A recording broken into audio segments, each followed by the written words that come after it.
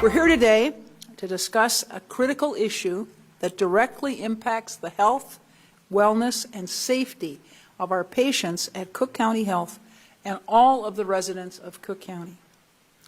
The U.S. Postal Service has made cost-cutting measures, such as slashing overtime and curbing late delivery, which has created significant delays in mail deliveries across the country.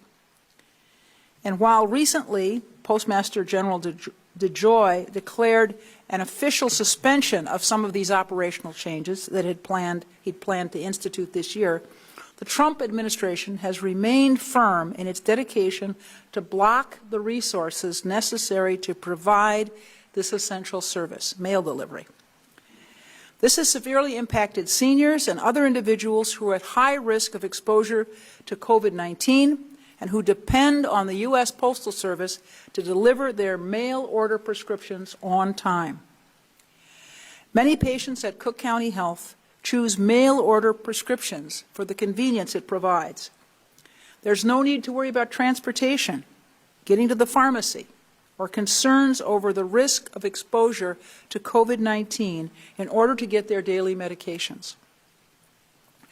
Patients have been able to depend on the U.S. Postal Service to deliver necessary medications on time to their front door. However, as the U.S. Postal Service delays mount, more and more patients at Cook County Health are seeing longer wait times to receive critical medications, and our doctors, pharmacists, nurses, and staff are concerned because the problem is growing. Thankfully, we're blessed with courageous leadership in Washington from Cook County. The representatives here today understand the issue and are taking action. Senator Durbin has sounded the alarm in this regard and will discuss how the U.S. Postal Service changes and service reductions have impacted the health and safety of our Illinois residents and Americans across the country who rely on mail order prescriptions and other deliveries. Congressman Rush will also address the needs and concerns and challenges that service cuts have on at-risk communities in his district. Congressman Davis has had staff working actively to address complaints in his district. Congressman Davis has always had a close relationship with the U.S. Postal Service. He was once an employee there. Congressman Sean Casten tells me that he's gotten over 2,000 calls to his district on this subject, and he'll address the specifics of the legislation recently passed in the House to support the Postal Service. And our own Commissioner Dennis Deere will talk about the impact on communities of color. He's head of our Health Committee, the Cook County Board of Commissioners. Just this past weekend, the House passed a $25 billion aid package for the Postal Service that will now head to the Senate. We appreciate their efforts. Lastly, I'm grateful to Mrs. Patricia Moore, who's here with us today. Ms. Moore is a patient at Cook County Health and has personally experienced medication delays due to the Postal Service. She's a patient, actually, of Dr. Fegan. That's what I'm told. As you'll hear in Mrs. Moore's story, this isn't about politics or partisanship. This is about people and their lives. We're here because we're worried about the health and safety of the residents of Cook County. There are hundreds of thousands of seniors and patients with disabilities and complex conditions affected by the Trump administration's failure to do its duty. We're proud to stand with them as we stand up to protect this essential service. Now I'd like to invite Senator Durbin to the podium.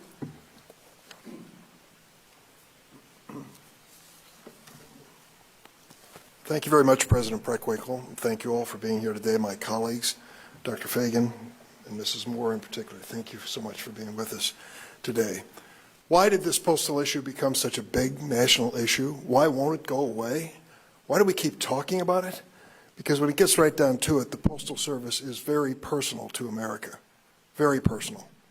We also know that the Postal Service in this country has a 90% favorable rating. Can you imagine a government agency with a 90% favorable rating? We all dream of that as politicians. It's an indication, though, that the Postal Service, created by the Constitution, has become a critical part of our lives. Politicians look at this postal crisis and say it's a matter of life and death, political life or death. Will the ballots be delivered on time to be counted? But the rest of America looks at the Postal Service and said, it's literally a matter of life and death, Senator, because we're waiting for our medications to come in the mail. And if they don't arrive on time, it may not be good for our health or our future. And that's why we're here today, to translate this issue into one of relevance to millions of Americans. The Postal Service handles 1.2 billion prescription drug shipments every year, essential for seniors, parents with disabilities, veterans, and folks that live downstate in small towns. 90% of the seniors take a prescription drug, and 1 out of 6 of them rely on the mail for their medication. 80% of veterans get their VA prescriptions by the mail. And so we know that it's something that people count on and look forward to. With so many patients postponing health care appointments due to COVID-19, opting to get their prescriptions delivered by mail, and the timely delivery of that mail is critically and personally important. I've sent a letter to the major Illinois health organizations with Senator Duckworth, asking them to really help us measure the impact on medical care across our state.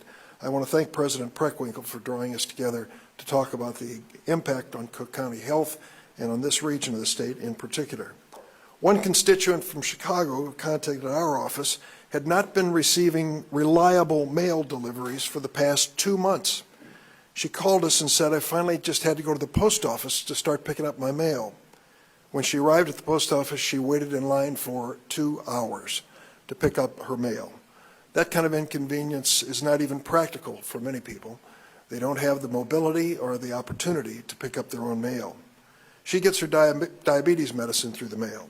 She's worried if it's delayed what it could mean, and I think we all understand that.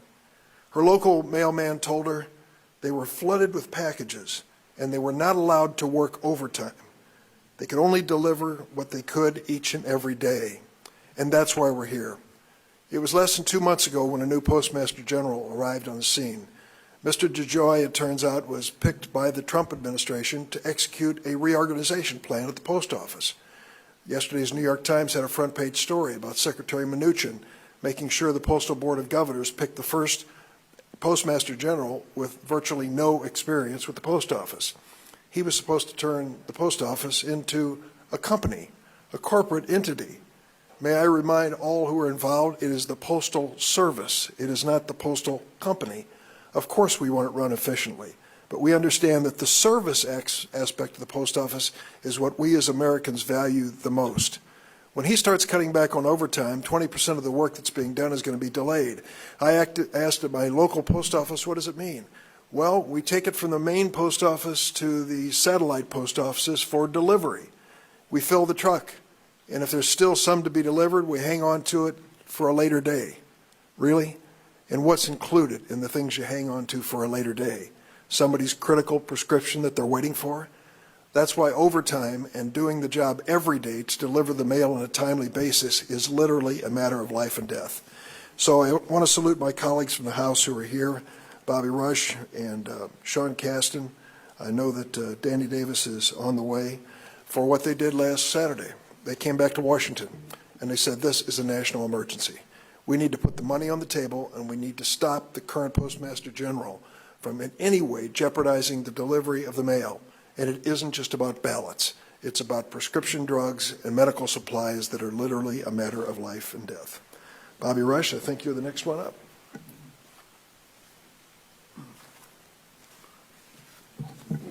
I want to thank you, Senator Durbin. I certainly want to commend the Cook County Board President, President Preckwinkle, for her exemplary leadership, for her firmness in terms of addressing the needs of the constituents of Cook County. I want to thank Mrs. Moore for taking the time out to be here, my colleagues who are in Congress and others. I guess I'll say Lottie Dottie and everybody. I want to thank you all for being here. Many centuries ago, the Chinese conqueror Genghis Khan actually invented the concept of a postal service because he wanted to unite and coordinate his vast empire. Since that time, the idea of a postal service as being a single unified force that unite nations, particularly our nation here in the U.S., has not lost its power in all these years. Sadly to say that never before in the history of this nation or any nation recorded in history has there ever been an attempt by any national leader to eviscerate, destroy, or to eliminate in any way, diminish the need, the absolute need that citizens of their nation have for a robust postal service. Only Trump and the Trump administration can stand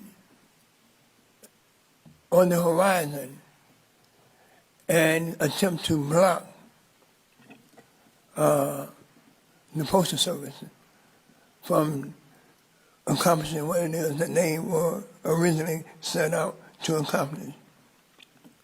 Earlier this summer, I was shocked, absolutely astounded to hear reports of alarming and unprecedented letter and parcel delays that were occurring in my district. This is the reason why I was motivated to call a town hall meeting, e-town hall meeting in my district back in late July. And I was alarmed after hearing about 3,500 of my constituents participate in the town hall meeting, the e-town hall meeting, and hearing their stories of those who were on the meeting, on the call, 40% stated that they had not received mail for at least 1 week. 11% stated that they had not received mail for 2 weeks.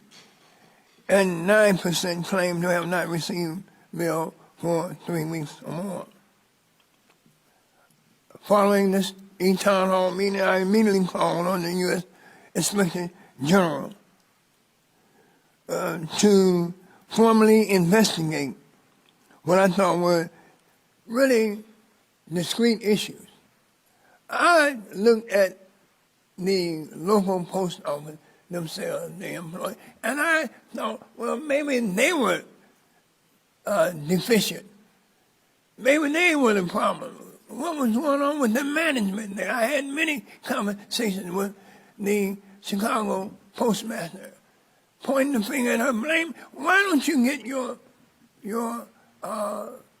department, your office, why don't you get this postal service in order? Little did I know that it wasn't their fault. It wasn't ineptness on their part. This was a calculated scheme by the president and his buddy to sabotage this upcoming election. And that's the reason why I'm co-sponsored and voted in support of the Delivering for America Act, which, as Senator Durbin said, will provide $25 billion in necessary funding to support the Postal Service, and that requires the Postmaster General to reverse, not just stop, but stop and reverse. In other words, in the lexicon of the street, I have called on the U.S. Postmaster and the Trump administration to take a new form of stop and frisk in terms of the postal service. This is not just about the election.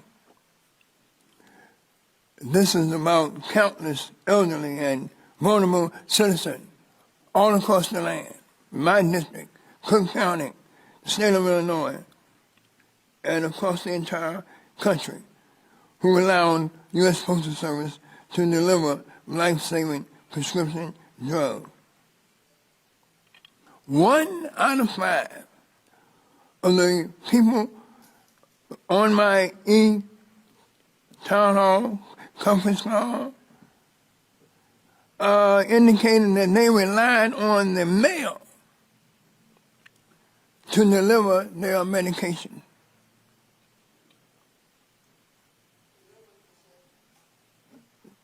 We passed this legislation on Saturday. It's now headed to the Senate.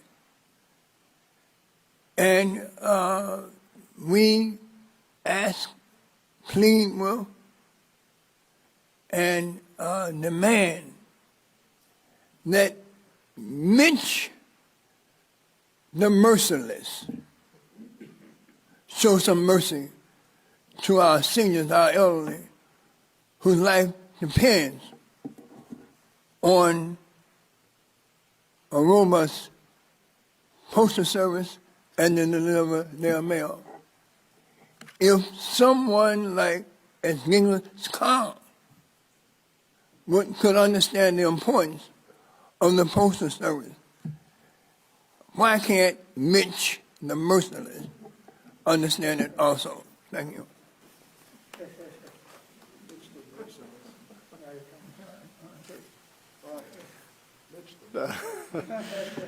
Thank you, Congressman Rush. Thank you, President Preckwinkle, for hosting this event. And lest we forget, thank you to all of our postal workers. This is a problem with the director of the Postal Service. It is not a problem with our postal workers. And when you go out and you talk to these folks, it's heartbreaking. These are people who take pride in the fact that when they get home at the end of their shift, their truck is empty. And they haven't been able to do that. They haven't been able to get the overtime pay. And they're feeling discomfort when they're getting yelled at by their customers saying, why isn't the mail here? So I just ask everybody to have some respect for the folks who are working hard to deliver the mail and understand and save your hostility towards those who are blocking their ability to do the job they want to do. As President Preckwinkle mentioned, we've had over 2,000 calls to our office. These have been from small businesses wondering how it is that they are going to meet contractually mandated delivery deadlines when they're waiting for a part that isn't showing up. It's people asking why in this country that has this beautiful 244-year-old experiment in democracy that's the bastion of the rule of law around the world, why are we asking our citizens to choose between their health and their civic obligation to vote? And we're getting calls from seniors, whether they're covered by the VA system or by private insurance or by Medicare or by Medicaid, saying, I'm not allowed to get more than 30 days of drugs at a time, and my mail hasn't shown up for 4 days. We are literally going to kill people for the benefit of some political stunt during an election year. It is unconscionable. The words that we need to use to describe that are not appropriate in a press conference. But the words you're thinking in your heads are the words you should be thinking right now. So what we did in going back was we basically did two things in the Delivering for America Act. The first is to acknowledge, as Congressman Rush said, that it is not enough to stop doing bad things. You have to undo the damage of the bad things you did. And when Postmaster DeJoy said that he would no longer block overtime, would no longer move machines down, he admitted that he was lying, because he told us before that he had to stop them because they didn't have the resources. So we said in this bill that you have to maintain delivery standards consistent with the standards that were in place in January 1 of 2020 this year. You have to make sure that all election postage is treated as first-class mail, as it always has been. And then on top of that, we then re-added a provision that was in the HEROES Act that we passed in the House 2 months ago. When the coronavirus hit, all of the Trump-appointed Board of Governors and the Postal Service asked Congress for additional funding to cover the specific costs of coronavirus. And again, this is about protecting our postal workers. The Postal Service all of a sudden had to be social distanced, as we are now in their sorting stations. They had to get more PPE. They had a huge shift as so many of us started buying things through the mail that were bulkier than what we normally buy through the mail. And so the cars and the infrastructure to handle this weren't perfectly suited to the current load. They asked the Congress to provide them with $25 billion of additional funding. Again, these were all requests from Trump-appointed members of the Board of Governors. We approved that. We put it in the HEROES Act for reasons that remain mysterious to all of us. Mitch McConnell has decided to do nothing with that over the last 2 months. So we have carved that provision out and put it into this bill to make sure that the post office was what it needs, what it says it needs, receives what it says it needs. And we passed all that. I was delighted to see that it was overwhelmingly bipartisan, because the need for medication doesn't care what party you are. It doesn't matter whether you're in a rural or an urban or suburban area. It doesn't matter what the color of your skin is. The mail works for all of us. It's the same postage price for all of us. We got, I think, 25 Republicans that signed on. We have done our work in the House. If you can do anything to help, Senator, with Mr. McConnell, do the work, finish the job, and let's make sure that we restore the post office. Thank you. And it's now my pleasure to introduce Dr. Claudia. Sorry, I'm out of order. It's my pleasure to introduce you. Good afternoon. Yeah, it is afternoon. Thank you so much, Madam President, for hosting this press conference on such a topic as it is today. At the end of the day, we're talking about the post office, but we're also talking about our democracy. We are talking about saving our democracy. And that's what we've been pushing. Just this past Saturday, I was in front of the post office right in the center of my district with other black and brown members of elected officials as well as community members. And we were protesting our democracy, protesting the fact that someone is trying to take our democracy away from us. I sit on the board also of this hospital. We are concerned about our patients not getting their drug orders in the mail. And guess what? Our senior citizens are some of our greatest citizens in this country, and they won't be getting their medications. It's a hot day outside. Guess what that means? People with asthma are suffering. I'm one of them. And guess where I get my prescriptions from? Through the mail. So I'd be impacted by this. And lastly, individuals in our communities, particular underserved communities, black and brown communities, they are always impacted 2 to 3 times more than any other community. So at the end of the day, this is about us saving our communities, saving our patients, saving our hospitals, and helping take America to the next level where she should be. God bless you all.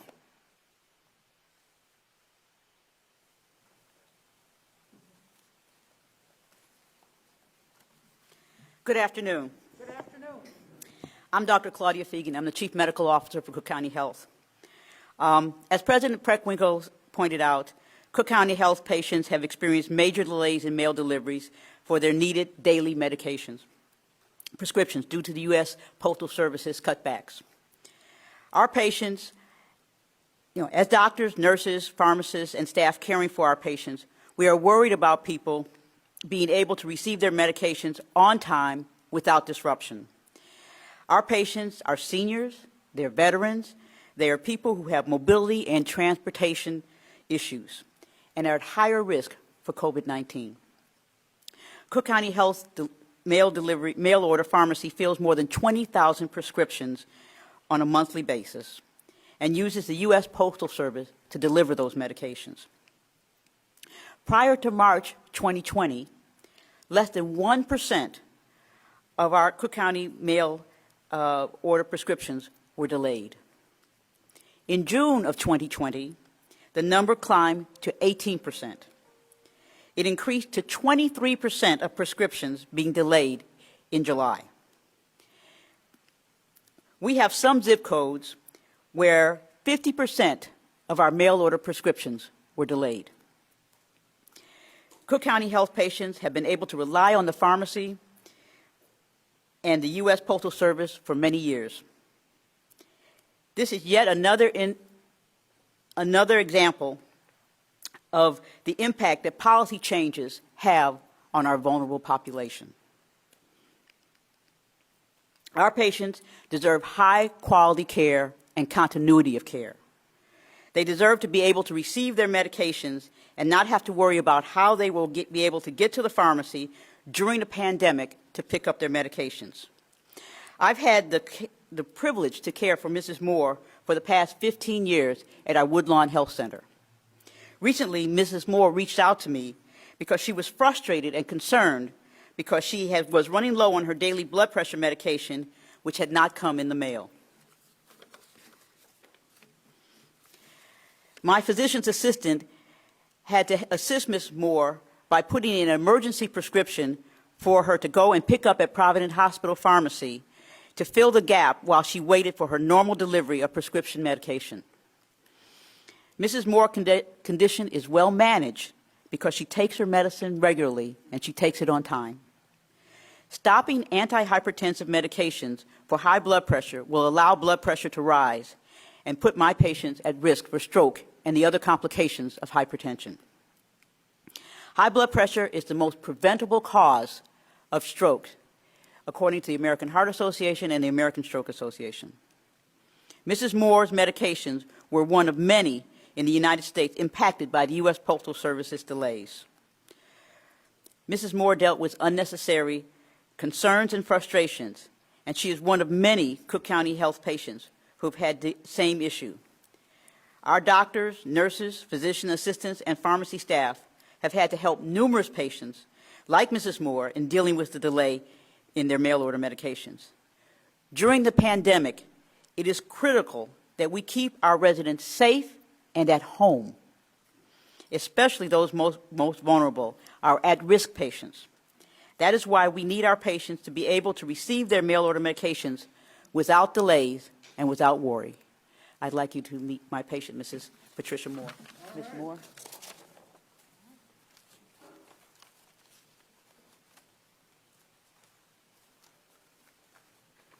Good afternoon, everyone. Good afternoon.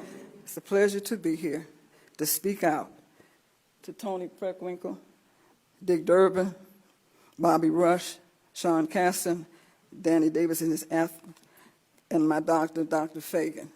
I had a big problem with my high blood pressure medicine about a week or two ago. I called Dr. Fagan because I was almost out of my medication. So I know that you have to, when I get my medication from Oak Forest. So I know that a certain amount of medication, when you get low, you need to call and put it in. So I did that, and I've been dealing with that with Oak Forest about 7, 8 years with the mail order. Never had a problem. But this particular time I called, and after about 7 or 8 days, I didn't receive it. So I called Dr. Fagan and asked her, would it be okay for me to just wait and don't even try to get it? She said, no, you have to take that medication. So she called her assistant, Dr. Ratner, and she saw to it that I got about 10 pills at Providence. So I had to leave home, go down there and pick that up. I got that. But after so long a time, I was down to about 3 pills. So I went to the post office out there by me in Roseland. I stood in line an hour and a half. Some people had waited almost 2 hours to get mail or medication. So when I got up to the desk, the clerk tells me, well, it's not enough people working, so you need to maybe come back another time. Okay, I was almost out. So then I came home and I called Dr. Ratner. I couldn't get Dr. Fagan. She was really busy at this time. So they had gave me Dick Durbin's office, but I didn't ever call his office. But Dr. Ratner saw to it that I got the medication. But the thing of it is, I never had a problem. Out of all those years of mail order, I never had a problem getting my medication. And I talked to my postal worker that next day after I went to the post office, and she said, well, they had medication there, but it wasn't nobody to pass it out. So then I had to wait a couple more days. So finally I was down to one pill, one high blood pressure pill, and then it came. But that is really, it's really convenient to have the mail order pharmacy, because it's too hard sometimes going to the drugstores. You go there. I know people that go. It's not finished. You got to go back. But this is much better coming to my house. I don't have to worry about it. So it's a big problem. It's a lot of people that does get medication through the mail, and it's so important because it does save our lives. And I am a senior citizen, a registered voter, been a voter since I was 18, so I know how important it is to vote. And so it's just a wonderful thing, but the post office, I've never seen this kind of problem. And while I was standing in line to see about my medication at the post office, it was some people that were standing there. They had been waiting about 2 hours for it, and they hadn't got their mail for about 2 weeks. So, but it's not enough workers. They cut the workers down at 110th and State. I don't care where I say it because I live out there. And it was only 2 people, 2 clerks. And there was so many of us standing up there, and we were just tired, and I was just tired, but I needed to see if my medication was there, but it wasn't there. So I really had a hard time. So finally, I got my medication. But I hope and pray in the future that I don't have to go through all those changes again, because it's just not good. I am a senior citizen, and I do want to live as long as I can. I'm trying to take this medication like Dr. Fagan. I have a wonderful, wonderful doctor that I really love, and she has a bedside manner that I love. You can call her anytime, and she will respond. If she doesn't, she'll have an assistant to respond. So, and I love her dearly because she's a caring person. And I just thank you for this afternoon, this opportunity, and I'm hoping and pray that I don't have to get up and say this again another time. Thank you. Thank you very much.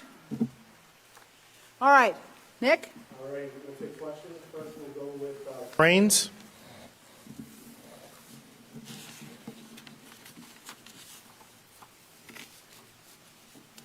Cranes? Yes, this is Wendell Hudson. All right. What are you asking? What's your question? Do you have any questions? Oh, I'm sorry. I didn't hear that part. I just heard you say crane. So my question is going back to what Senator Durbin had said when he said 1.2 billion prescriptions are delivered annually by the post office. I'd like to know where you got that figure from. From the post office. That's the best estimate they could give us, 1.2 billion each year. And they gave you the 80% of vets also get their prescriptions from mail? You got that from the Well, post I can't office? say for certain. My guess is that's going to be from the Veterans Administration.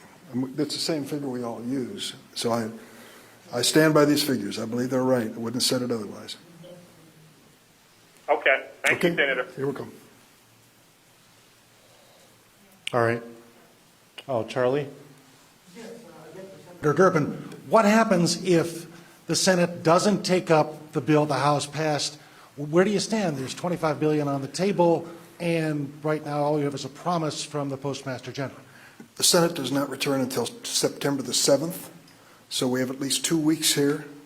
And in the meantime, Postmaster General DeJoy testified before the House of Representatives today. I've not heard what he said, but I followed his testimony last week. He promised to undo the damage, as Congressman Rush and others have noted, undo the damage when it came to cutbacks in overtime. I believe the only way to be certain he's going to keep his word is to have the Inspector General in the Post Office Department and the Postal Service, report to us on a regular basis, which we are going to ask him to do so that we can monitor what is exactly happening. I don't want Mrs. Moore to go through this again. Thank goodness you survived it this time, but we don't want to put you through a second time. But going back to my earlier point, the choice of DeJoy for Postmaster General was a political decision inspired by Secretary Mnuchin, picking a man with no background whatsoever in the Postal Service to come in and shake it up. Well, he shook up America. He didn't just shake up the Postal Service. And we see Democrats, Republicans, and Independents speaking up now. I think the pressure's on the administration. What made it worse was when the president stood up and said, I told you shouldn't vote by mail, even though he did himself. And now it's going to be a big old mess because of the Postal Service. He was almost relieved to tell us that, happy to tell us that. That is what also fired people up to have these hearings. We better keep an eye on them. There's a lot at stake. And the mail movement in the next few weeks is going to decide this election. Charlie, anything else? I have a couple off topic, but. We'll take them after. Yeah. Take off topic after. Yes. Thanks very much for being especially here. What I did hear from the Joy's testimony today was that the changes that he made were not his. However, he is a person. He also denied that he's a political appointee, and that was really hit very hard today during the hearings. My question is, he says that there is enough money. There is enough money for the election. There is enough money for the elections. So if there is enough money for these operations, why do we continue to see these delays? And the reality that this $25 billion is going to go to the post office is very unlikely. So what is our reality in terms of moving forward for this patient, for all of the other patients who are looking for money? Senator, I think I'll ask you to respond. Senator? I want my friends from out. He is the Postmaster General, and he is the one who can decide whether it goes forward or stops. He tells us that he's going to continue paying overtime, which he should. The $25 billion represents not only the immediate needs of the Postal Service, but the need of the Postal Service to get ready to deal with COVID-19. When I talk to the postal unions, and I bet my colleagues had the same experience, there are a lot of people getting sick who work in close quarters in the postal offices. And, you know, we have to accommodate that, and we have to create a safe working environment for them. And they've had a tough time. We have retirement pay requirements in the post office that are stricter than almost any federal agency. So yes, I believe they need this investment. They've asked for it, and I think it's essential if the Postal Service is going to get through this pandemic and be reliable for years to come. I'd like to turn it over to one of my House members who dealt with that bill directly. The first thing I want to amplify what the Senator said. I don't think you have to go back to Harry Truman. I spent 16 years as a CEO of a company. I don't think I ever got a call from a customer who said, your company has failed me, and I said, yeah, well, I'm going to blame the intern. This is a test of leadership. This is a test of whether you're an adult. Do you take responsibility for your actions? It doesn't hold water. With respect to the bill, I think there's a couple things to bear in mind. In the CARES Act, which has passed both bodies, there was an expansion in the lending authority to the post office of up to a $10 billion line of credit. They haven't tapped into that yet. So if they feel that they are in a financially difficult way, they have a vehicle we've provided to do that. Now, we provided the $25 billion above that because none of us were under the impression, nor were the Trump-appointed members of the post office, that $10 billion was sufficient, but they do have cover. And as Senator Durbin said before, the Postal Service is a service. It's not meant to be for profit. If they are meeting all of their delivery standards and they have a hard time getting through, all they have to do is call. We'll be on the plane in 24 hours. We'll open up Congress. We'll get them the funding they need. That is not a problem that paces. The question that paces is whether they will prioritize this delivery. So I think they have everything they need. It's just a matter of whether they're going to prioritize it. Two last things I want to mention. One is that I was laughing with some postal workers, and they were saying, why is it that the Postmaster General is saying that there's a big surge in mail during elections? Think about your own house. How many ballots do you get in the mail, and what proportion of that is of your mail? It's trivial. And, you know, the joke we made was this sounds like teeing up for the war on Christmas, because that's really when the post office volume meets up, if that's going to be a problem. But the second thing to point out is that not to lose sight of the fact that the overwhelming majority of the American people care about whether people get their medications. They care about whether our businesses work. They care about whether we're defending democracy. And if you are nervous about whether the majority of the American people are going to express their will in November, that's a threat. Make no mistake, that is why they are doing this. It is not for financial reasons.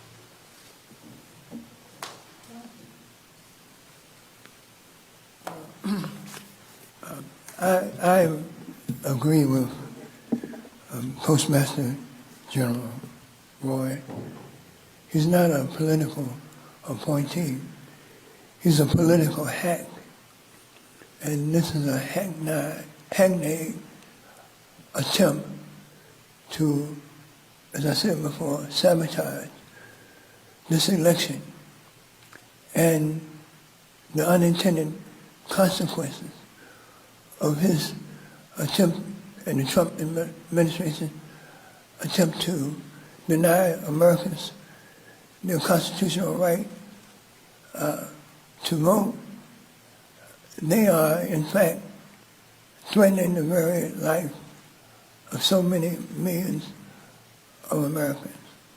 And so, again, he's not an appointee.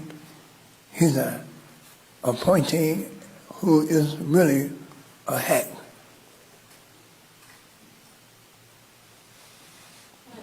Sure. We need a new president. Go ahead. All right. We have. We need a new president. The president appoints the postmaster general. Go ahead. All right. We have WBEZ. Becky, I believe.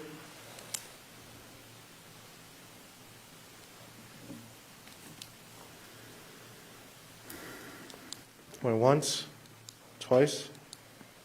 WBBM. Steve?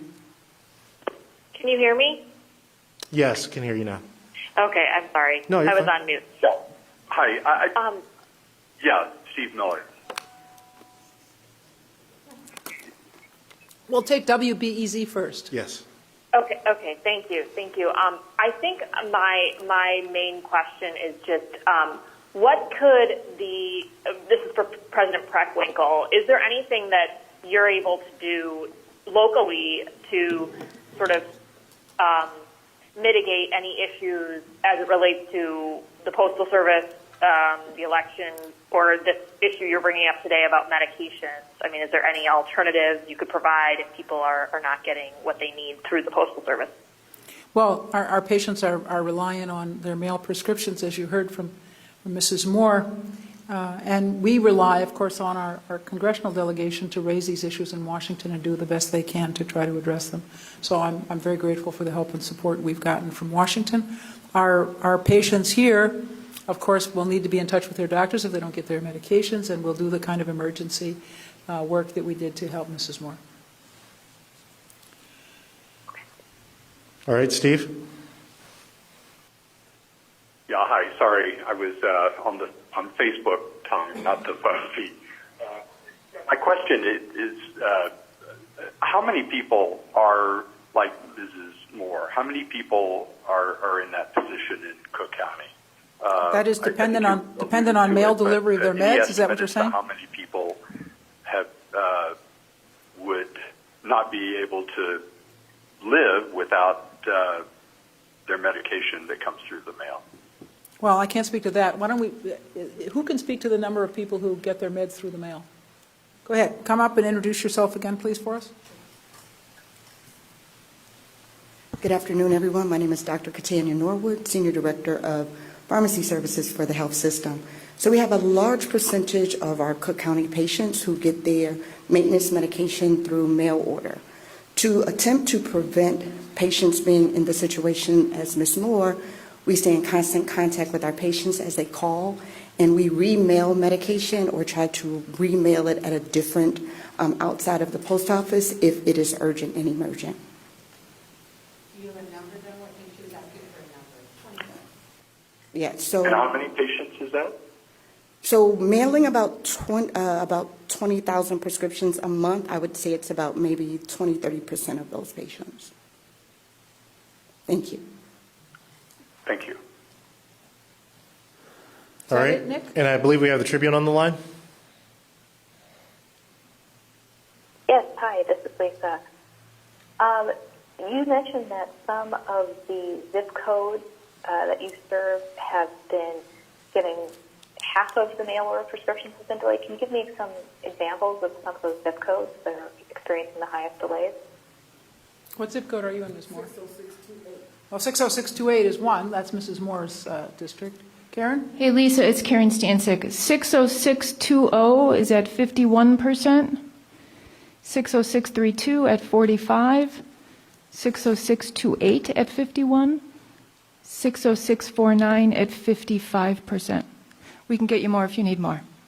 And have you seen any improvement so far yet this month, now that they said they're going to hold off on implementing, the post office said it's going to hold off on implementing more of these changes? Have you seen any improvement in August? Anyone? I think we continue to get complaints about the service. So. Anything else? All right, we have another question from Cranes.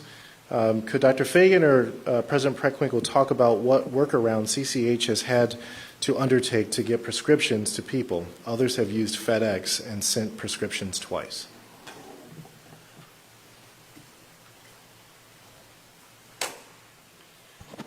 We looked at FedEx, but the number of prescriptions is so high that it's not affordable at this time. So if a patient has not received their medication, the first thing we do is we provide them with 7 to 10 days worth of medication that they can pick up at the pharmacy, either here at Stroger or Provident, while we try to locate where the medications are necessary. Then we mail out a second prescription. Okay. Any more questions on the line before we go to off-topic questions? All right, Charlie. I just wanted to sample the opinion of our elected delegation about what happened last night in Kenosha. Any reaction to the shooting of Mr. Jacob? I have to tell you that all I know about this is what I heard on the news, so I'm not going to comment. I watched the video.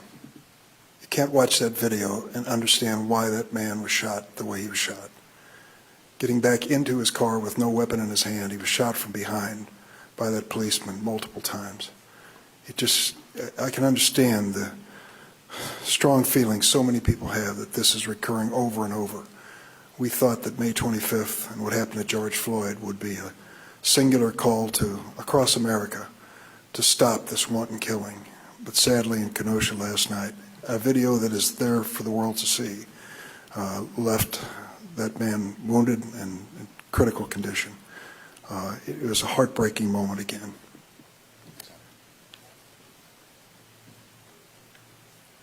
I haven't had the benefit, as the senator has, of seeing the video. However, you know, I've always said that I live in a country in which black and brown people can be shot and killed by the police with impunity.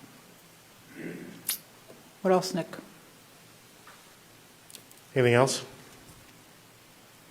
All right. Thank you, everyone. Thank you. Thank you, folks.